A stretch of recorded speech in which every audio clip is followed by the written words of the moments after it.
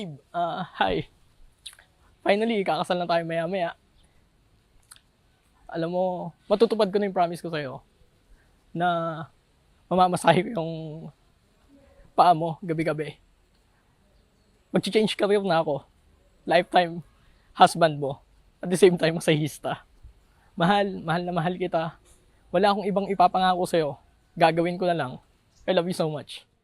Umaga na sa ating duyan, huwag nang mawawala.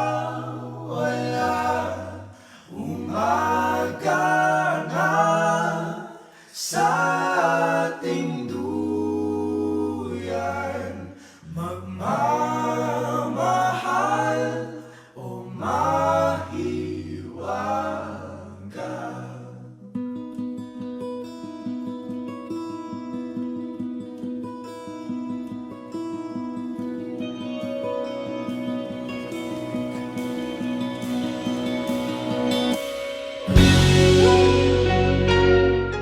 Naging emotional lang ako kasi naalala ko yung tatay ko.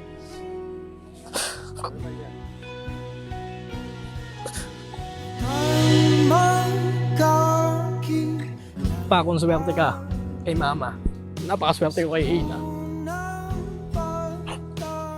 Pa, thank you po. Kahit hindi ko po kayo nakilala, dito lang po kami. Hindi ko po iiwan si Ray. Kahit anong mangyari. Ako na pong bahala sa kanya. Pa, salamat sa lahat. Ang may papangako ko kung paano siya naging faithful kay mama. Na nabubuhay para kung paano niya kami pinalaki. Gagawin ko yun sa magiging family natin.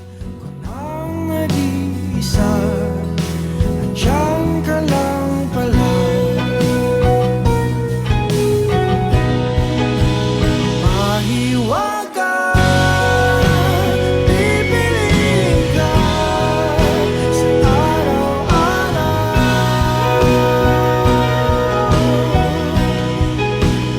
Mahiwaga ang nadarama, sa'yo'y malinaw. Actually, nag-start kami, nakilala ko siya way back January 21, 2020. First day niya noon sa site, sa project namin sa Daet. Nung pinakilala siya ng boss niya, doon pa lang alam ko na siya yung magiging misis ko. Kampante naman ako doon kasi, pero at the same time kinakabahan ako paano ko siya mapapasagot eh. Nung nakilala ko siya ng todo, nung na-lockdown kami sa Daet, malambing, maalaga. Yun yung pinakagusto ko sa kanya. In terms of decision making, firm siya para sa isang babae.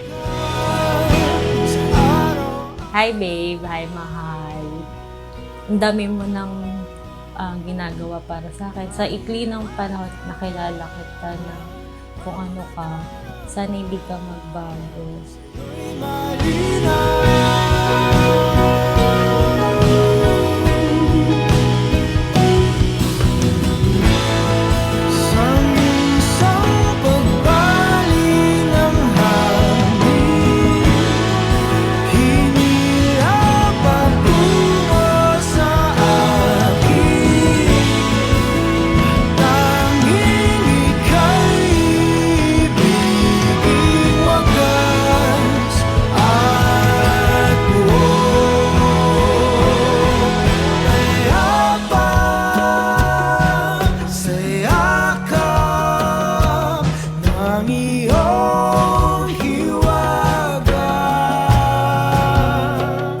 Happy ka?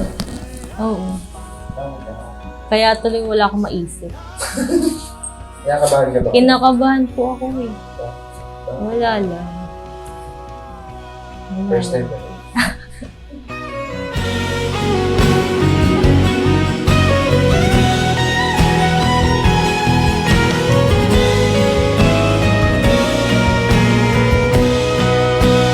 Mahiwaga, pipiliin ka sa araw-araw.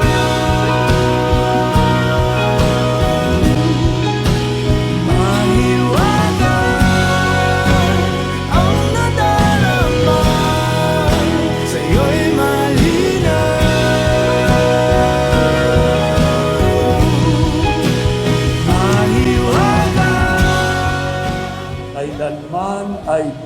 niya pababayaan.